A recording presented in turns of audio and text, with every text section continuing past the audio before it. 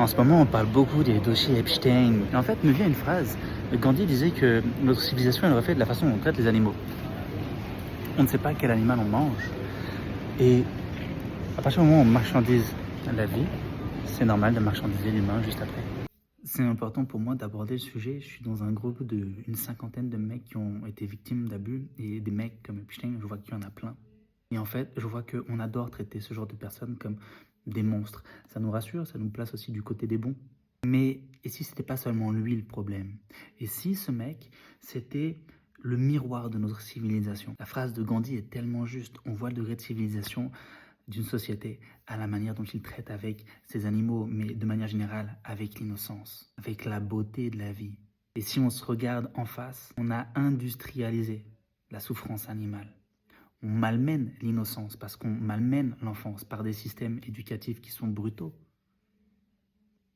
mais qui ne sont pas là pour faire naître la sagesse, ni même l'amour chez quelqu'un, mais qui sont là pour façonner du consommateur au service du mythe capitaliste sur lequel repose notre civilisation. On a transformé la nature en ressource et transformé la vie en marchandise. Et dans ce contexte, il devient tristement cohérent, je dis bien pas légitime, mais cohérent, que certains humains soient traités comme des objets. Parce que quand on marchandise la vie, eh bien, marchandiser son prochain, ça fait partie de la suite logique. D'un point de vue archétypal, ce qu'on peut voir chez Epstein, c'est l'ombre de l'archétype du roi. La personne qui utilise le pouvoir sans éthique.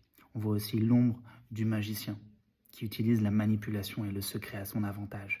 Et pour finir, l'ombre du rebelle, qui vient assouvir une pulsion de domination. Et ces archétypes, ces parts de soi, on les porte tous en nous. Donc Epstein, c'est pas simplement un criminel, c'est le symptôme d'un système qui a perdu son lien avec le sacré. Et le plus intéressant, c'est que la plupart des personnes qui commencent une carrière politique se retrouvent dans ces dossiers-là, ils sont mus par de nobles intentions au début. La vraie question, c'est est-ce que si toi, tu arrives à ce degré de responsabilité et de pouvoir, tu vas pas passer du côté obscur de la force, comme tant d'artistes, comme tant de politiques. Maintenant, si on veut que ça change et qu'il y ait moins de personnes comme ça, aller vers une société plus vertueuse, il ne suffit pas de montrer du doigt les monstres. Il faut changer notre rapport au vivant et accepter de regarder que nous aussi, on a du sang sur les mains en tant qu'individus. Travailler notre ombre collective, c'est ça qui sera la rédemption de l'humanité.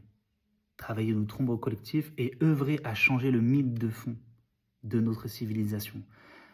Le mythe de notre société, c'est le capitalisme. Et la marchandisation du vivant et la marchandisation de l'humain vient directement de cela.